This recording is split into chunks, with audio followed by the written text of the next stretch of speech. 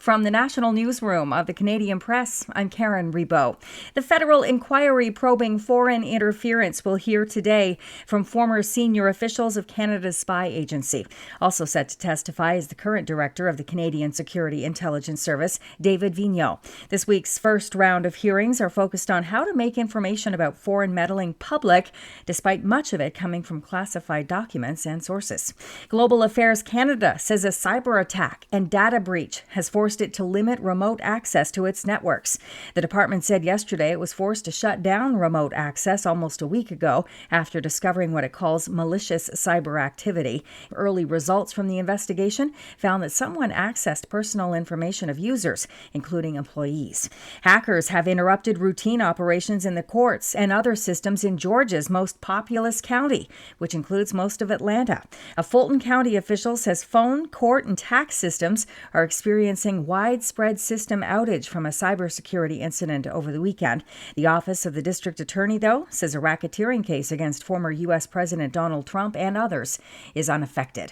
7 years after a former Canadian soldier fatally shot his family and then himself in rural Nova Scotia, a provincial inquiry is set to release a final report today explaining what happened and how to prevent a similar tragedy.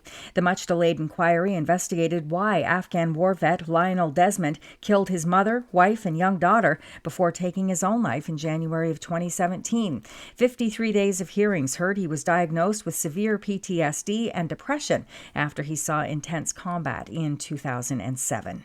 Canada's largest school board will vote tonight on a topic that is eclipsing many others. The Toronto District School Board will decide whether it should revise its school calendar so students can stay home on the day a rare solar eclipse will chart a course through parts of the country. If the Toronto District School Board votes in favor of the revision, it will join at least 6 other Ontario school boards, as well as 2 school service centres in Quebec that have notified parents already that classes are cancelled on April 8th in preparation for the celestial event.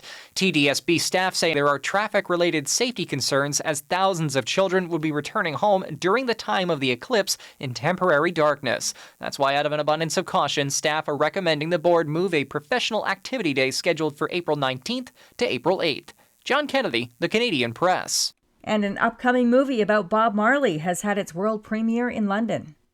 The sounds of Bob Marley filled the air in London last night for the premiere of the biopic Bob Marley, One Love. Kingsley Ben-Adir plays the iconic reggae star and says the film will show a side of Marley most people don't know. Understanding who he is as a human, who he was on a more personal level outside of the public persona. Bob Marley, One Love will be in theaters February 14th. Jason Nathanson, ABC News. This is the Canadian Press.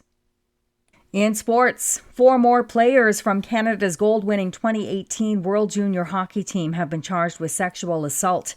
That brings to 5 the number of players facing charges in an alleged group assault on a woman at a London, Ontario hotel in 2018 after a Hockey Canada gala.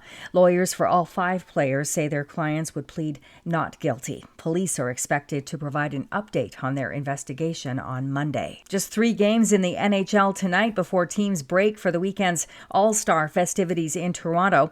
The Ottawa Senators visit the surging Detroit Red Wings. There are 10 games in the NBA, including a matchup between the 2nd and 3rd place teams in the West, the Denver Nuggets and host Oklahoma City Thunder. Last night, the Toronto Raptors snapped a 5-game losing skid with a 118-107 victory over the Bulls in Chicago. Stephen Curry had 37 points as the Golden State Warriors beat Philadelphia. From the Canadian Press, I'm Karen Rebow.